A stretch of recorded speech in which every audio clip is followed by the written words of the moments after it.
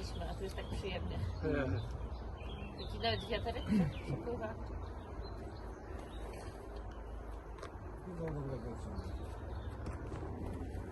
Super.